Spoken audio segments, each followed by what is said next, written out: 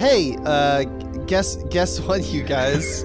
Guess that the three of us just did. I don't think I could guess. I don't think anyone could guess if there was no title that they clicked on. There's no way. Right. Or unpredictable, maybe.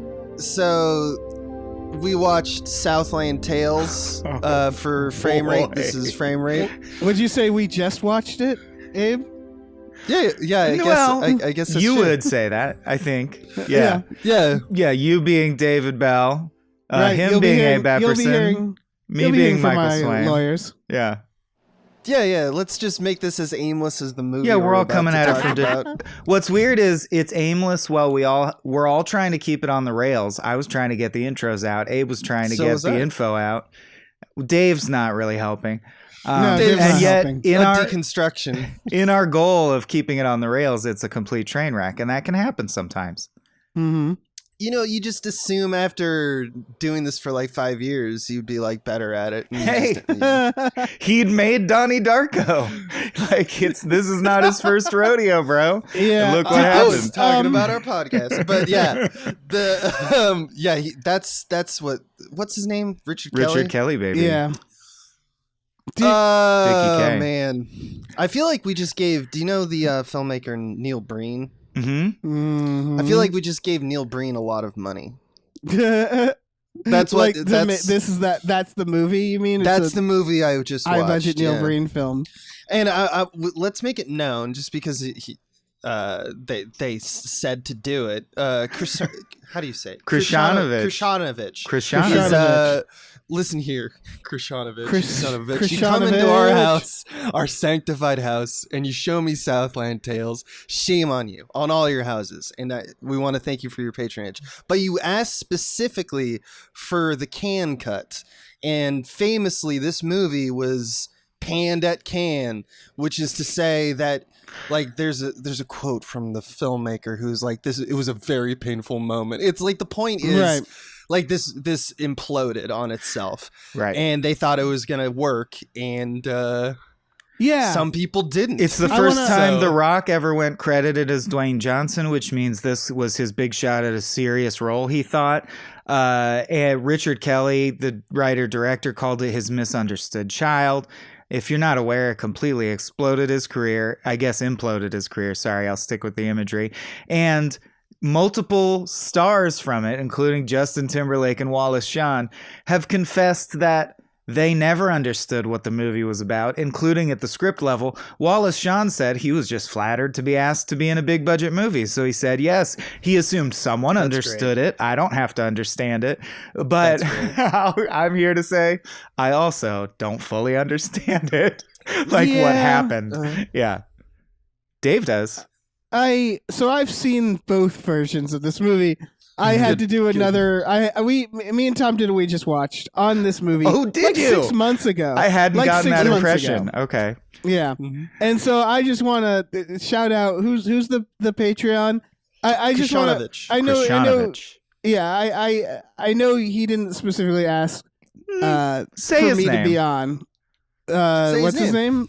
He thinks it's funny when people try. So Krishanovich. Yeah. Krishanovich. You'd nailed it. Krishanovich didn't. I'm just. This is all to say that I've seen officially too much of this movie. Southland Tales. I've seen both the theatrical cut and the Cannes cut. So the premise is that it played at Cannes. They booed, so they whittled it down to make it better. Mm-hmm. But I would argue that wasn't what actually happened. It just was a shorter version of a bad movie. As opposed to this is the longer version of a bad movie. You can't cut the turd out of a turd, my friend. You can't just make it smaller. It's turd all the way down. And I really hope that Krishanovich did not pick this movie because it's their very favorite movie that they feel very precious about. Because this is not going to go well for them in that case. Which sometimes we get, someone showed us Save the Green Planet, and I never shut up about it because it was so delightful. Yeah. But in contrast, I think we should probably synopsize Southland Tales because looking at the box office returns, like a lot of y'all have not seen Southland Tales. And I'll say, in a nutshell, my experience of it was basically, it's where do you bite off? But yeah, this was the follow-up to Donnie Darko, and it's a lot of things that are my jam. It's a near-future dystopian dark satire about how everything is fucked. So it's ultimately like a bleak outlook.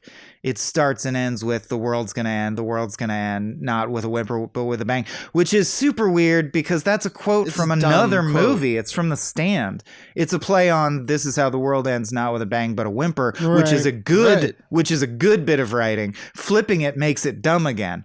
You unclevered the clever thing. Yeah, exactly. But you just said the normal thing to expect. Yeah, to be expected. But anyway, so kind of a Mars Attacks vibe, and then you're doomed from the outset, and it's like a hyper real world where Dwayne Johnson is it's hard because it doesn't fully cohere, but he's a star who's also the protagonist. He's also prophetically written a screenplay that describes the events of the movie as they unfold, leading to the end of the world. So he's like a prophet in that sense, but also he went through a time portal, but really it wasn't him. That's a misdirect. Actually, Sean William Scott is the prophet who went through the time portal.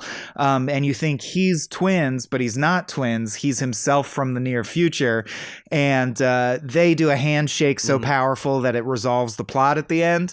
But in the middle, Sherry O'Terry and John Lovitz kill a bunch of people because of political conflicts between a fascistic police state, which is clamping down on the populace, and the neo-Marxist movement, which sort of fills out the middle of the movie. And like that's as clear as I can get. There's like, here are things that happen in it.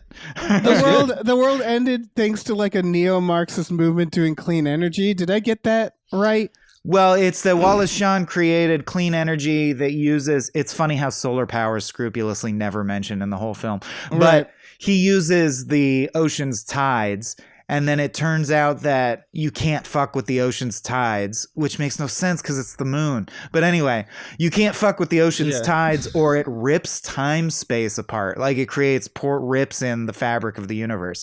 And Wallace Shawn's company is hiding this fact. A dimensional threshold. Even though it would also obviously kill them all. Like, why would you hide that or whatever? So it's like evil corporation is ruining the world, right? That thing. That sort of gets to the key of the issue with this movie is that it's stupid. It's just dumb. Like it's just a stupid movie. Yeah. Like it made me like, because I liked Donnie Darko when that came out, but then it made me this Donnie and then Darko. The Box.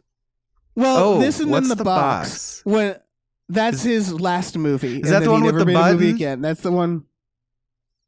No, that was probably the button. What happens with the box? I want to know is it where you press the button and someone dies? There's a box with a button and you get $1 million. Yeah, and it's the realization is I go back and watch Donnie Darko and these movies retroactively made me realize Donnie Darko probably isn't very good either, because I think it's the equivalent, to me it's the equivalent of like a Michael Bay movie but art house, where it's all these art house concepts that don't actually congeal into an actual meaning. Where it's just like it's art house like catnip. Where it's like, oh, we're gonna play these mopey songs because he loves playing fucking. It's like, oh, we're gonna play the Pixies. See, we're an art house film. Like it's a lot of that. It feels like it's a lot of fucking style and no substance. This film across is the board for every one of his films. Scored by Moby, by the way. It's Moby. Yeah, it is. It's Moby music, which is funny because I wrote as a derisive comment in my notes. Then they all danced to Moby music, and then later found out, oh, that's literally Moby music. Like, yeah, I was right. Yeah. And Wave of Mutilation is a recurring theme. Mm-hmm. Right. And I don't know if we talked about this before we started recording. It should be noted that since I've watched the theatrical and the Cannes cut, I can officially say the Cannes cut doesn't change anything. It's just longer. It's just longer. Like the scenes are just longer. Okay. Right. I do want to note that having reviewed this, I went back and listened to that review, and I in that review say I love this film. And I want to explain why. Okay, sure. Because I also say it's a bad movie. Like it's a bad movie. This is a bad movie. All right.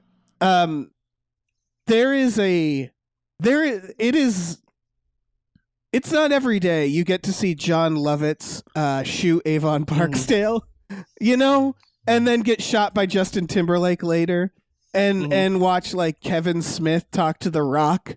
Like that is the one thing I think about this movie that is a delight is the casting.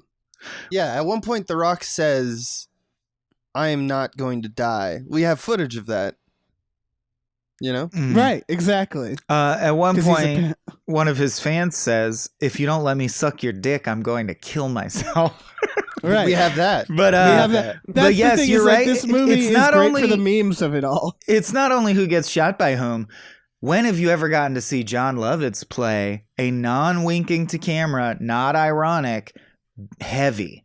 He's a badass. Exactly. He's motherfucking scary in this movie, and he just goes around soullessly shooting people in the face. Yeah. And I was like, John Lovitz never gets to do that for good reason. It's a bizarre choice. He's like a bleached tip, evil, racist cop. John Lovitz. Insane. It's incredible. Seeing Sherry O'Terry beat up Christopher Lambert. Like, it's that shit where She's it's like... yoked in this movie. Yeah, where it's like a waste. That's the thing that bugs me is I want this movie to be good because I think the casting is so incredible and we're never going to see that again. We're never going to see The Rock play a role like this, And it was such a fucking waste of this moment in time that you could get these people together to make this fucking movie.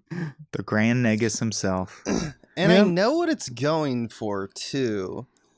I know they're trying to do... like a little bit David Lynch, a little bit a little Verhoeven, right? Michael Haneke, like kind of thing.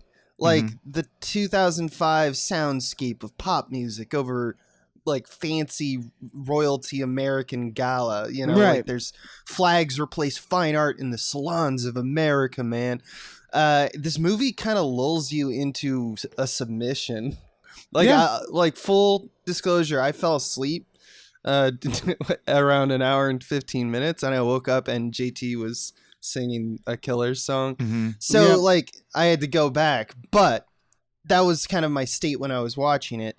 But it's like you have to just start to see the performance art because there's just not much else, and it just took so much money to make, and so like the writing, I want to talk with you guys about like what makes the writing particularly bad. So I'm able to talk about what makes it bad and good. I think there are good moments as well. Dun dun dun, shocker. Dun, dun, also, I want to point out Justin Timberlake has said, you got to remember this was just one day in my life. Like he shot all his parts in one day and then recorded the VO. He also was like, I don't know what it was about, man. I love how many people they asked me to swing. They just asked me to swing by for a day. I did it. Like don't make a big deal out of this. I love how many people are trying to like distance themselves from this movie. Great. Yeah, because they watched it.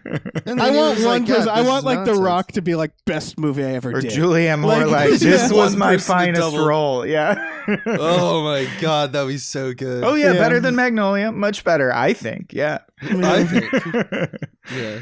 Okay, writing? You want to talk writing? Go ahead. Yeah, I have one thing. I have one thing, and I said this on the other podcast, but it really stayed true this time, is that it's the biggest problem to me, I think, is that it doesn't have anything clever to say. And I would say that's, again, across the board with this guy's work, which is it feels like a 13-year-old writing poetry. Where, I agree. And like...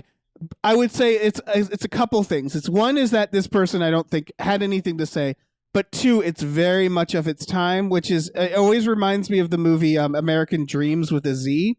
If you remember that movie, yeah, I do. I wrote it down in my notes. Yeah, doesn't that end with a bombing of the American Idol set? Yeah, that's the thing. It's very dark post 9/11. Yeah, well, it's the post 9/11 cynicism where I watch it and I go, oh, you haven't seen anything yet.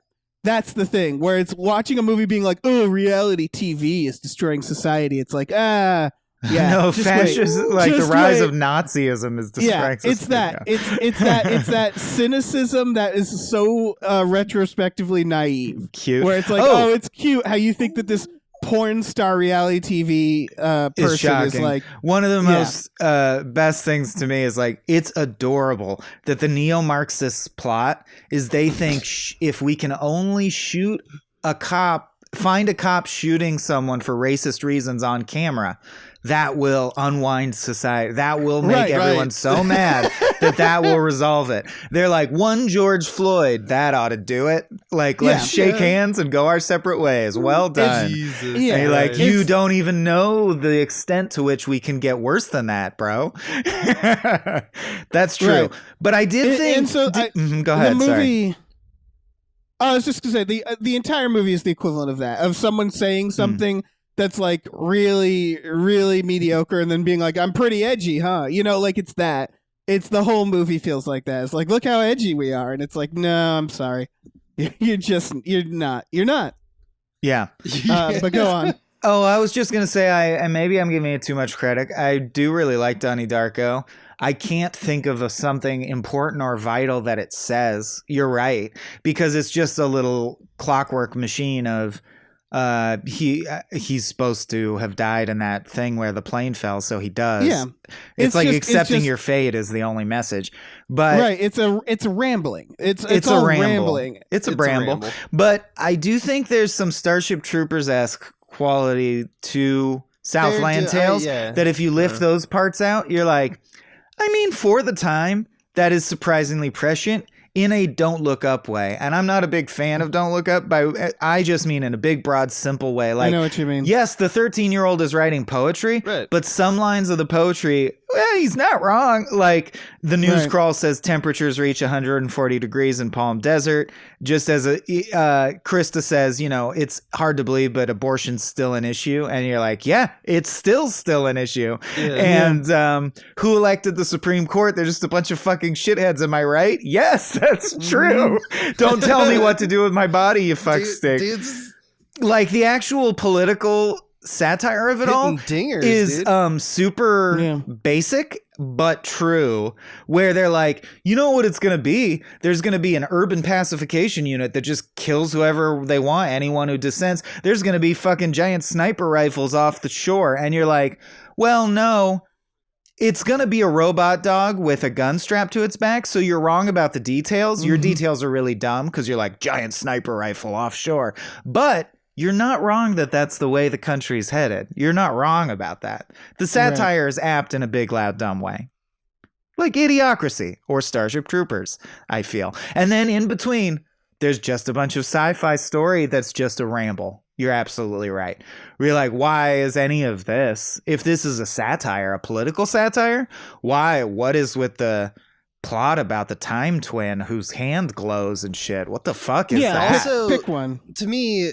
enigmaticism doesn't mean character, right? Like most characters' behavior doesn't set them apart in this movie. They say what they're thinking, and what they're thinking is very like nuanced and very cryptic often.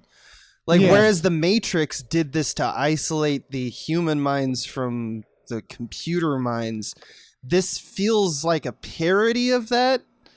Like more than anything, and I know it dips into comedy, and that's another aspect. Like I don't know it if it knows. Like usually a symptom of this type of writing comes out this weird thing where when you see it, you're not sure exactly when it's supposed to be funny and when it's supposed to be like laughable. Right, when you're like, I don't know if you knew that was the joke. Like that kind of moment. And it's just like, I don't think like, I don't there's one part that genuinely made me laugh, which is the Avon Barksdale. Is it Amy Poehler? Is that who's Amy Poehler? They're pretending to have a domestic fight. Yes, I wrote that down too. They're so funny. They're so fucking They almost funny. saved the movie with their improv, and then they, at the end of the scene, get killed. And then you're like, well... by John Lovitz. I also genuinely laughed at John Lovett's just general portrayal. Like just the idea that that's his character. That tickled me. That whole sequence is definitely the funniest sequence because you get the introduction of John Lovitz, you realize how far he'll go, and you get that glorious improv segment.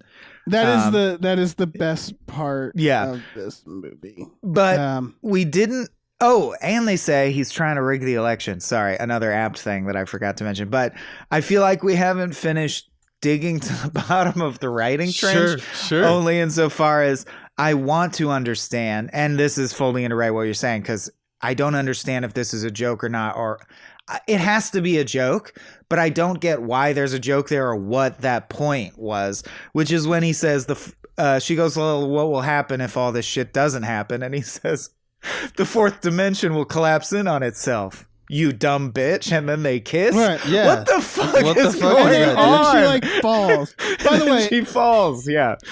Wood Harris. I just want to, because I think of him as Avon Barksdale. His name Wood is Wood Harris. That's right. Right. He's great in this. He's fantastic. I wish. After watching this performance, I was like, why isn't he in more comedies? And the idea that they wear facial prosthetics to hide is funny. Yeah. And he has a character the whole time. Like he's developing his domestic abuse character. You could tell that was all him too. You could tell that was the character making the choices. I feel like this we can't speak for him, but the director, I feel like this is supposed to be like a cloud atlas, right, guys? Like a funny cloud atlas. So I think this is the equivalent of someone getting really high and having a very big idea about the universe and wanting to do that. I would say again, it's very much. It really does hurt Donnie Darko, because Donnie Darko also has the world is going to end stuff, where it's like he's obsessed with that idea. And he can't keep a story small. He has to try to make these big grand statements about the universe, but he's not ultimately saying anything, right? And so it definitely has that Cloud Atlas vibe to it, although I would say Cloud Atlas is better. Right. Yeah, it's like Cloud Atlas is even a bit of a mess, and then Richard Kelly's like, hold my beer. And it's like when they try to make these grand statements, it's just this fucking weird. And then on top of it, there's the line you said, you stupid bitch, and then pimps don't commit suicide, and it's like, what are we doing? Are you just trying to be weird for the sake of weird? Okay, they say, for the record, he says, I'm a pimp and pimps don't commit suicide. Then she says to him, but you're a pimp and pimps don't commit suicide. And then in the cut I watched, which I think I watched the wrong cut, and I apologize to Krishnanovich, but I hope this is the same in both cases. The final line of the film is also, I'm a pimp and pimps don't commit suicide. Right. It's like saying, look at this bumper sticker with the coexist symbol on it. It's really important. Look at it. And you're like, coexist. Okay, what do you mean? Look at it. It's so important. And you're like, What is it? I can't dig deeper. I don't know what you want from me. I can't get more out of pimps don't commit suicide, especially in a movie where everyone's trying to fucking commit. Did you notice that his only idea is, and then they put a gun to their head? Five people put a gun to their own head. It's wild. You know what I think this is? All right. Sorry, Rad. You know what I think he thought he was making? Because you bring up Cloud Atlas. I think he thought he was making, before it existed, Everything Everywhere All at Once. I wrote compare this to that in my notes. I do think that's fruitful. Everything Everywhere All at Once, I think, I loved that movie, but I think there is a universe where that movie is a Southland Tales, because it's a very big swing. And it's trying to cover a lot of ideas while also being really fucking silly at the same time, right? So it's like there's dildos up the ass, and then there's talk about nihilism and embracing nihilism and kindness in the face of nihilism, and all these ideas that actually mesh together in a beautiful way. Whereas this just didn't. It didn't, and it could have. If they had made it better. But it's the same principle. It's we're taking all these ideas and we're going to make you cry and we're going to make you laugh and we're going to make you cringe. And that's a really hard thing to do. So most of the time it ends up a fucking disaster. And it's a sweeping epic that ends at doom and death and wrapping up this is going to sum up all of. It also reminds me in its ambition of something like Sorry, not a now for something completely. The Meaning of Life, the Monty Python movie, where they're like, we're going to do sketches and they're going to be all-time bangers that are hilarious, but each one will also have some actual wisdom in it, and the whole movie will feel bittersweet at the end, even though it's a sketch movie, and we'll try to sum up what is life all about in our own way. And you're like, well, that's a lot, man. Right. And then when you pull that off, you get something really special, and when you don't, it feels like someone at the bus stop just rambling at you as you slowly back away. And you're like, they don't commit suicide. Got it, buddy. And then you're like, but he sings the Killers. He's from NSYNC, but he sings the Killers. And you're like, I got it, buddy. I got it. I also want to point out, Richard Kelly said that the part where when asked or around this question of did he had something to say, Richard Kelly said that the part where Justin Timberlake lip syncs the Killers song is the emotional heart of the film. And I have sat like a guy, like a naked man on a porch staring at a rock, like just trying to understand, like, what does that mean? Like, if that's the emotional my thoughts core are of the deconstructing film, in front of me. Right? What does that mean? Like, then what were you trying to say? I've got soul, but I'm not a soldier is the key to the movie. That's the key. How so, Richard Kelly? How so? Is it because that we're like in the face of like, you know, the war in Iraq, we're like, we don't want to kill anyone? Is that like also the suicide thing? Like the like it's he seems to be doing archetypes, right?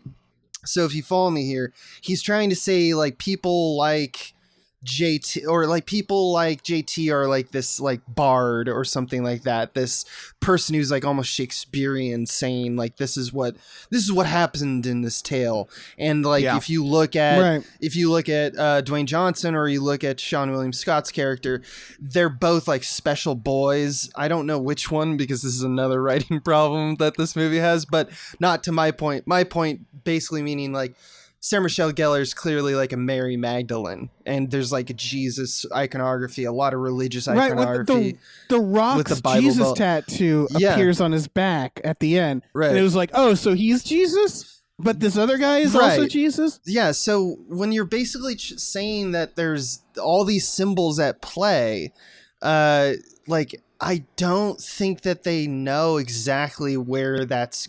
Like, I know we've been talking about they don't know where it's going, but like I have always thought that you should use some symbolism like fairly lightly at good moments. You know, you do a story and then that like lands a theme and you reflect on the theme and go, oh, that's kind of like this other thing, right? But if you make everyone an archetype and you have that stilted speech and you make everything of so much importance, it's like you think you're hitting dingers every at bat, but the reality is far from that. You've given me no actual nothing to grab onto, and there's no like actual story arcs. Like they're just walking through the script, and it's just doesn't really feel like a emotional. There's no emotion in it, right? Right. It's at the end of the day, like we can analyze it, but it's just not good enough. Like it's just not good. Like, that's the thing is I would, you know what would make me understand this movie the most is if Richard Kelly came out in an interview and said, yeah, I was doing a lot of cocaine. Like, that would be it. It's like, oh, yeah, it's a mess. Or because that's ultimately what it is. When at the end, when fucking Timberlake is talking about Sean William Scott and says, and he was my friend. And it's like, what? He was?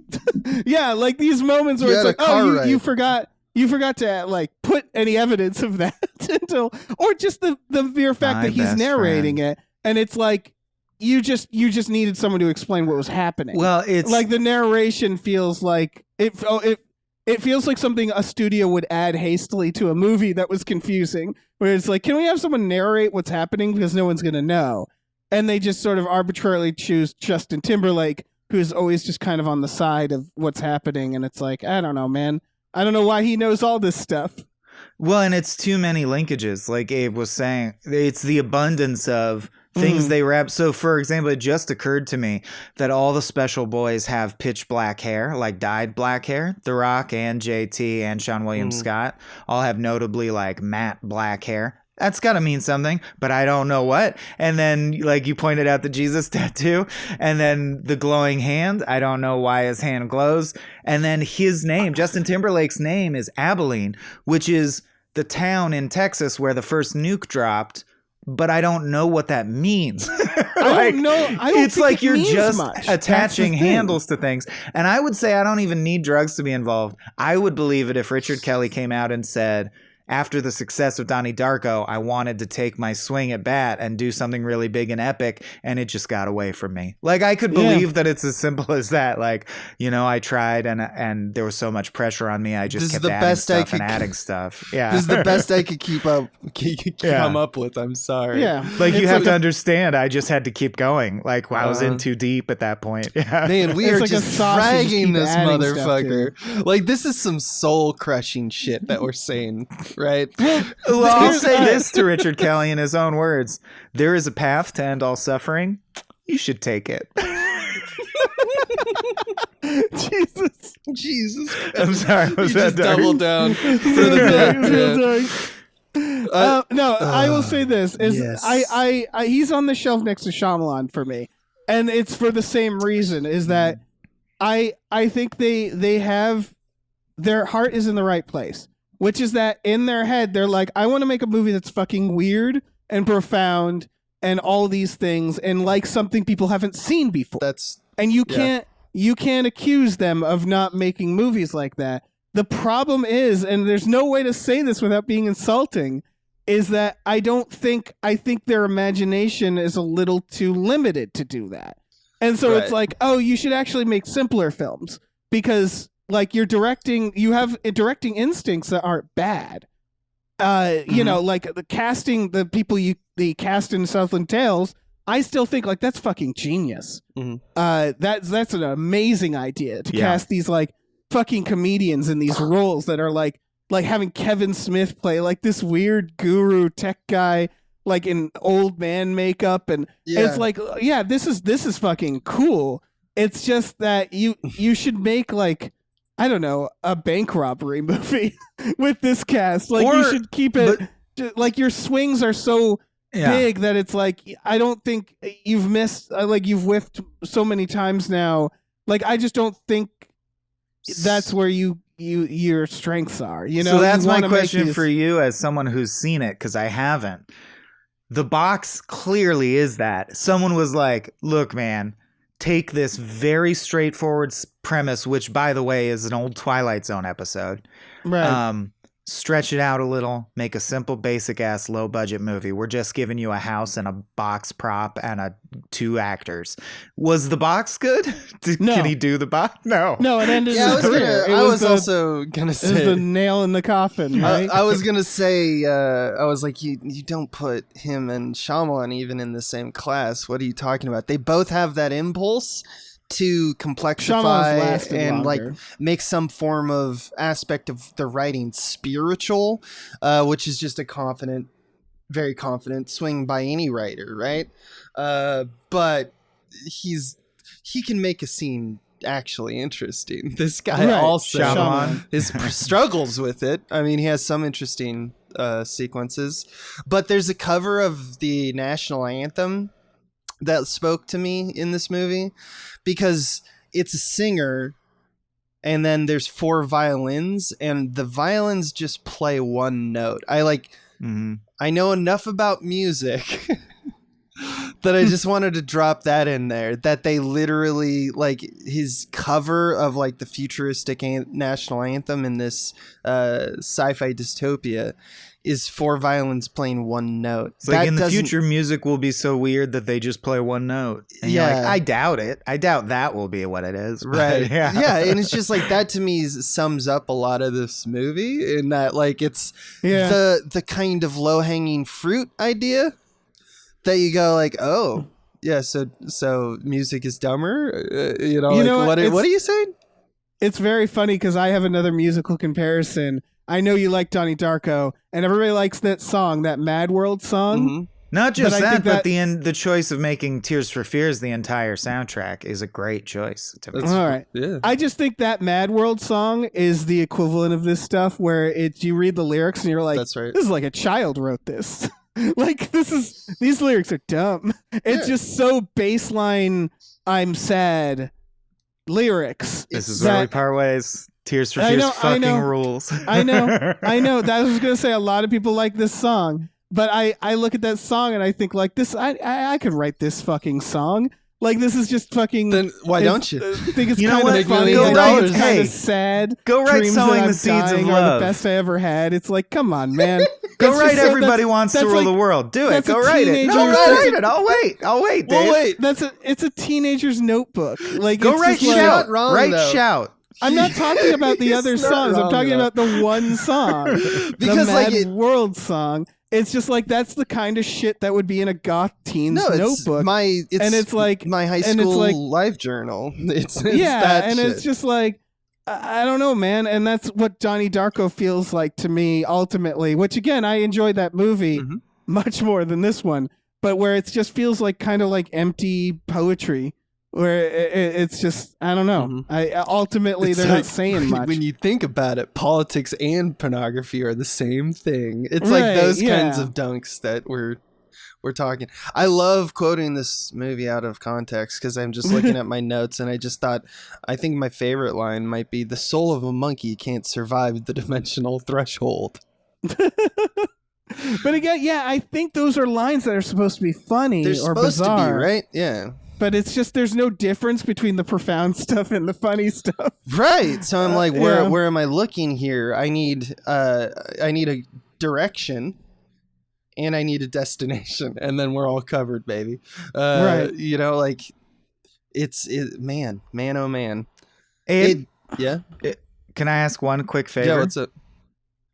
Break it down again. Write Pale Shelter. Go write those songs and then get back to me. That's all.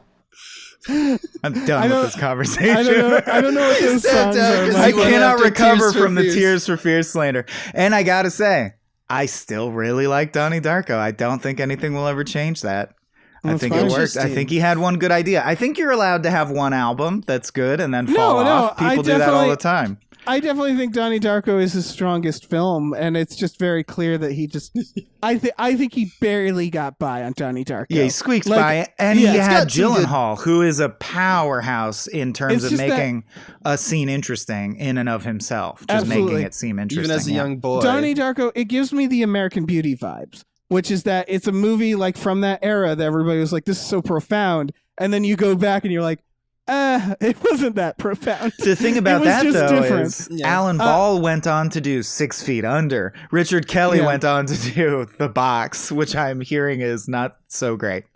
I, in fairness, I only saw it once, and I remember it being profoundly boring. I remember that about it. It's a real Southland Tales. Where it's like you're like, Jesus fucking Christ, like this feels like it's a million hours long. I didn't really find this dull. I mean, I did find it boring, but I did say earlier I fell asleep. You fell asleep. But like it's my kind of brand of nonsense, or it's like kind of like what you're saying at the top, Dave, my favorite brand of bad movie, because it forces you to deconstruct literally everything in search of meaning.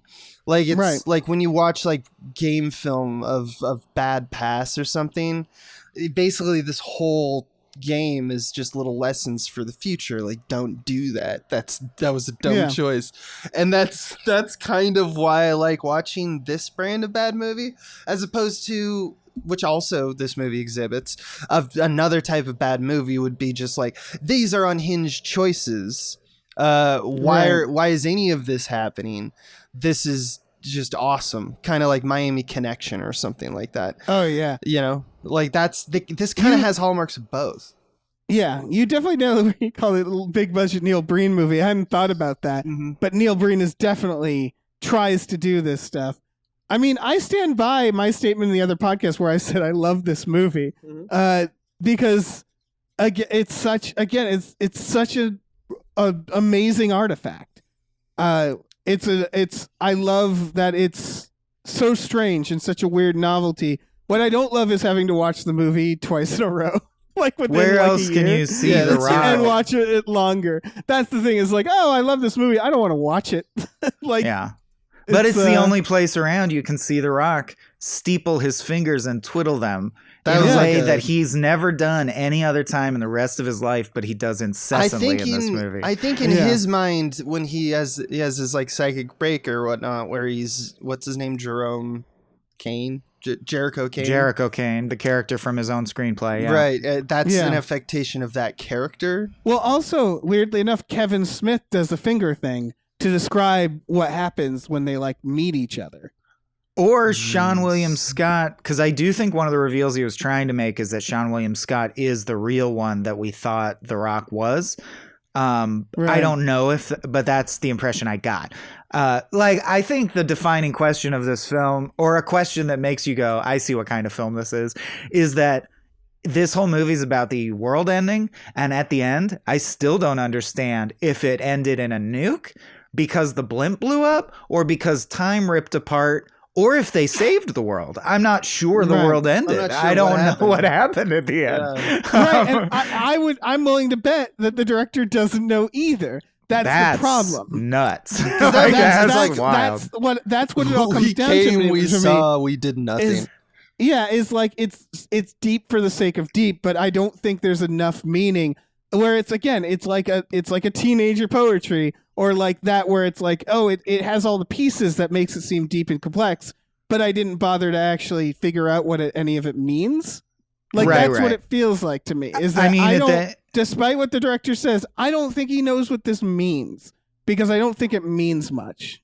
Ultimately, it's just weird and cryptic for the sake of that. But it's not. Yeah. It's a cryptic. It's a kind of cryptic that has no air of mystery about it. Like, it's, yes. So he says, this is how the world ends, not with a whimper, but a bang. And your brain is like, okay, I mean, that's true. That's what you're depicting. Go on. And he goes, but we can take consolation in one fact. Nobody rocks the cock like Krista now. And you go, that's cryptic, but it's not even evocative cryptic. You just said something that I don't know what you mean. Yeah. Right. It's just gibberish. Right. Is it supposed to be like this cynical, like, oh yeah, but we can take solace in this superficial slogan? Is that it? Because then it's like, are you just saying this really cynical? Oh, we can take like solace society? in that one fact. Coca-Cola is the pause that refreshes, or whatever. And you're like, that would have been. I'd be like, I see what you're doing, at least. Yeah, at least, but again, we have to make these. We have to sit here and try to figure it out. Yeah, because it's ultimately just nonsense, and it's not that deep. At the end of the day, like I don't think there's going to be something that the director can say that'll make us go, it all makes sense now. Well, because I don't think I did wonder if the whole thing was in Sean William Scott's head. And all that happened is that he went back in time, and I don't know. You're right. My brain, like that torture where they splice up words and play them in random orders. My brain is constantly trying to make it work with one key to it. Like, oh, what if the whole thing's in Kevin Smith's head? Right. Does that make it make sense? Let's try that. Me, it comes down to just it's not good enough. It's not good enough. Like stuff like Signs. Going back to Shyamalan, when you watch the ending and you're like, that's nonsense. Why did the water kill it? And then you hear an interview where he's like, oh, they represent demons and it's holy water. And you're like, oh, that at least makes sense. I don't know if I agree with it. I just don't think it even has that, where it's like, there's nothing that can be said that's like, oh no, it's actually this. I just don't think there was that plan. It's like I want a song that's just gibberish in the sky. That's what I want. Yeah. I because I think that's weird. Like I think it's very much top down, where it's like, it's the Michael Bay of like art house, where it's like, I just want these like profound looking moments to happen. I don't care how they happen. I just want them to happen, and then I'll figure it out later. Yeah. That's my guess, at least. I still think the most redeemable thing in the whole thing is just the depiction of the idea that the cops will become solely a force to repress unrest. Right. And the shit where the cop says, there's a big crowd forming. I recommend we fire into the crowd. You're like, that is the kind of slight exaggeration of real circumstances that I'm like, yeah, that's I don't know. For sure. I mean, that's satire. it's like The UPU. Richard Kelly said one of the bigger influences on this film was Brazil, and I see it. Oh, I see when he's trying to do that. Yeah. I see the it. costumes, then all the bizarre look of everybody, like Wallace Shawn and his world. Mm-hmm. Yeah, I see. But it's not like in Brazil where you have a choice to cross a threshold about like, all right, burn it all down versus, like stay the course, that which is what Brazil is about. There's no build up to a moment where that resolves. In this movie, they're destined to do stuff. They say some stuff in some rooms like sermons, and then, magic happens, and then it's the end of the movie. Yeah. That is an important thing we haven't talked about, which is that movies like Brazil and any weird, bizarre art house films, usually, they still kind of adhere to like story structure. And this doesn't really, like, I never felt the 3-act structure. I never felt that I was following any protagonist that was changing or growing or because, like even Brazil, you have a protagonist that's changing throughout the film. You have something you can latch on to because that's just how movies work, right? Is we're lost otherwise. And that's a big part of this movie is that it doesn't feel like there's a protagonist. It doesn't feel like anyone has any change. It doesn't feel like any relationships. You're not clued into their inner life even. Like it's not even clear when or whether The Rock really thinks he's Jericho Kane, his own character of his own creation, or knows he's The Rock, or knows he's embodying Jericho Kane. You ride along with this guy and you don't even know what he thinks about himself and his own identity. It's weird. Right.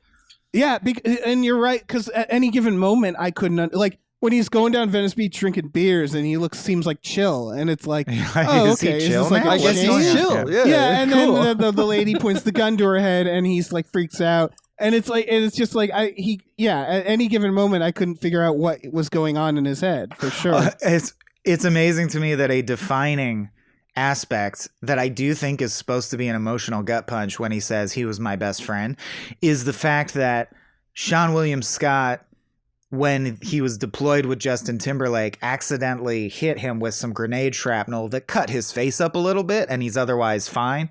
Right. And that is apparently devastating to Sean William Scott in a way that he can't forgive himself for it and suffers a mental break. And we only see that event as a 3-frame animation in a very busy opening crawl of a bunch of information. So it's like blink and you miss it, the most important grounding human aspect of the film, which itself is pretty dumb. What if I accidentally scarred up Justin Timberlake's face? But it's still like, you blew right by the only thing that I could latch onto. That was the only human thing going on. That, and maybe the guy who's going to kill himself because they reinstituted the draft. Like, I can resonate with that. That feels grounded. That's there's a character there. I understand that's going on. But then he's barely a character too. Like, he fires the rocket launcher. And I was like, why did he jumps, do that? And I was like, why did he kill himself? Yeah, there's a reason. Say what you want about the special boy tale or the hero's journey shit. There's a reason we stick with it because it's very clear. It's got it's a map that you can go and you're like, that felt like a journey because it's literally that, it's a single journey where someone goes somewhere and changes. And it's just like, oh yeah, this movie, when we stop doing that kind of stuff, it's always trouble. Because you have nothing to rely upon. So when someone does it really well, like for example, Full Metal Jacket has no basic structure other than 45 minutes of boot camp and 1 hour of war.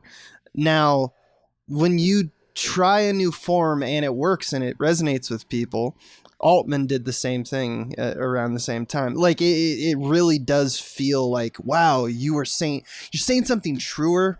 No country more human, does it. More spiritual even, because it's like it's raw, off the cuff, kind of stream of consciousness, human, and we give that a lot of credit. And a lot of people try to do that. It's like the kind of flawed concept of writing the great American novel if you're a writer or making like a movie that actually reflects real life. I'm going to make a real movie. Yeah, not with all this contrived structure, but a real people. And you're like, yeah, that's hard, man. Good luck. to you. It's the straight out of film school stuff where it's like, I don't need, and where like you can literally, if you like, I've done it before. You can watch fucking Eraserhead and see the 3-act structure. Like that's the thing, is that it's like, no, these are things designed so that you don't hurt yourself, essentially. And like, those rare films where it breaks that and it still keeps your attention, you're like, those are very rare. They're very rare. They're very rare, and like not everybody is going to be able to make that. In fact, most people, 99.99%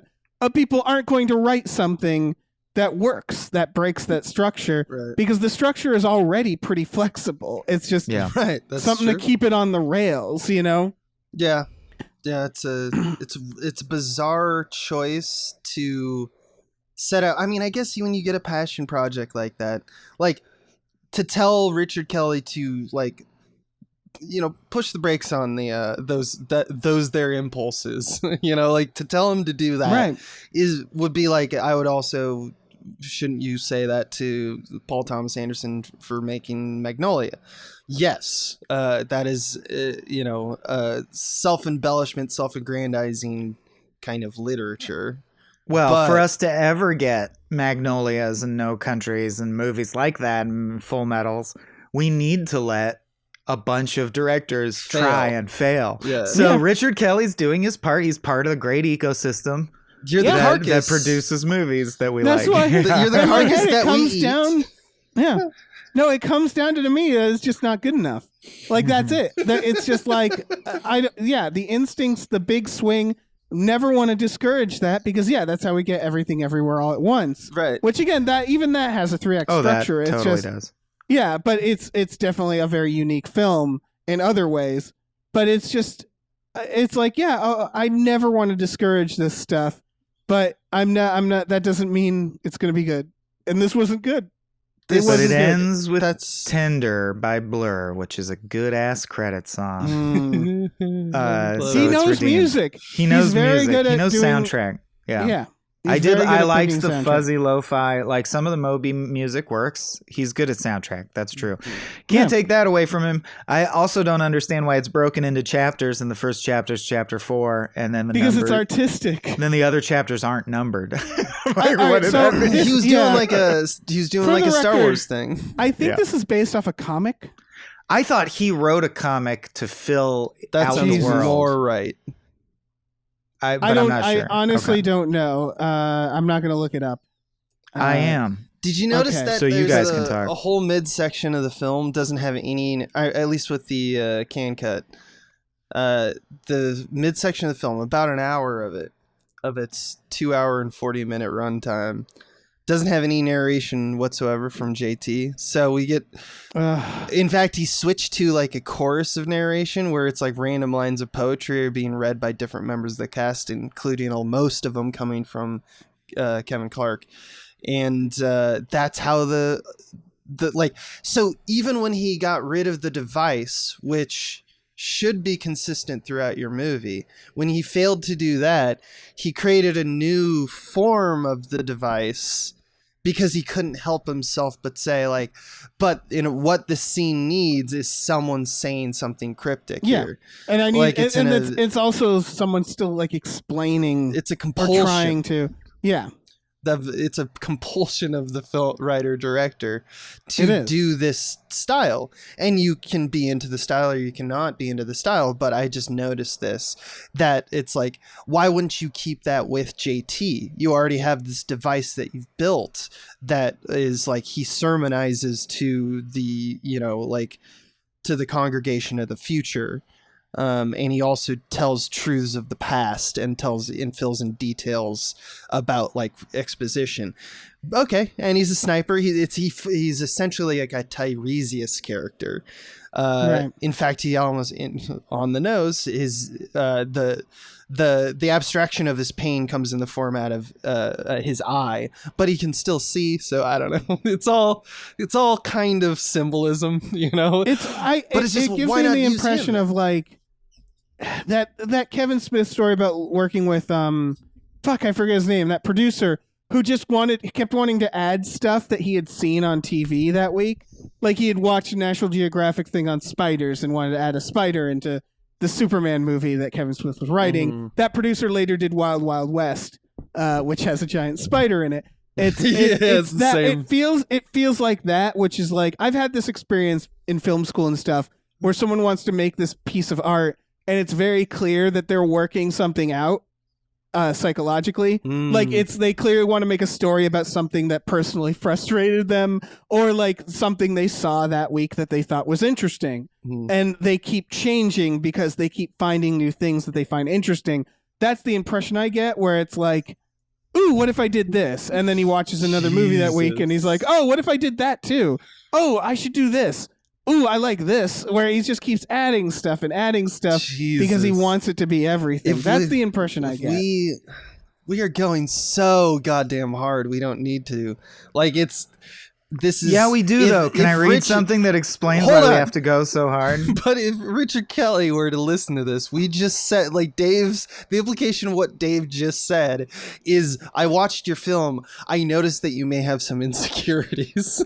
It's not his insecurities. I'm saying it's just whatever was grabbed his attention that week. Sure. Like, that's what it feels like, is it feels like he kept adding stuff. Gotcha. And it didn't matter if the stuff meshed. It's just like shit that in the moment you know what You're I mean? working It's something like, out. Yeah, exactly. It's either like, just oh, I funny read to this me. book that had this interesting idea, so I'm adding that in. Or like, oh, this person at the coffee shop was mean to me, so I'm going to add a character in a coffee shop. Or like, that sort of feeling where it doesn't feel cohesive because it feels like it's like when I was 5 and I did my own makeup at my birthday party and just kept smearing face paint on myself until it was just like this mush. Where it's like, it's just that it's I'm gonna keep adding stuff to this sauce because, oh, this is interesting, I think this is cool, oh, I want to have this subplot.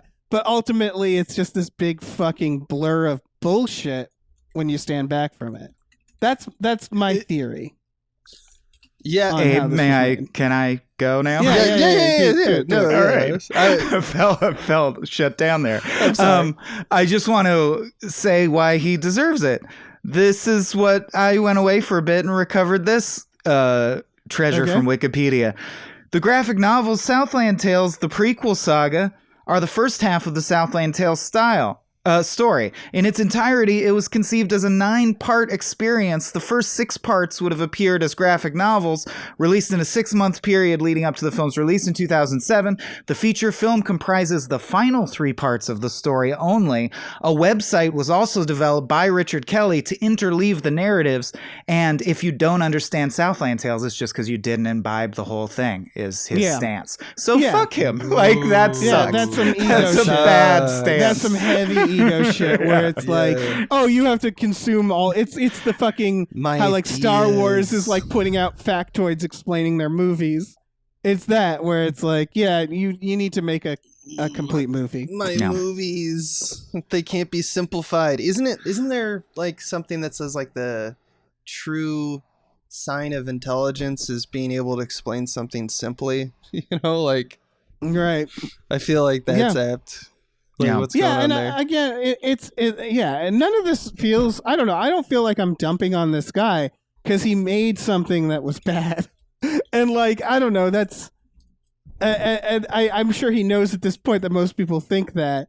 And I guess the question is like, did he learn anything from it? Or did he double down and go, well, no one understands my art, never you know? And we'll it's that know. sort of idea of like, I don't know, ultimately you're making a movie that's supposed to be not necessarily just entertaining, because movies are obviously art, but like this didn't work as art either. You know, it didn't work as entertainment. It didn't work as art. And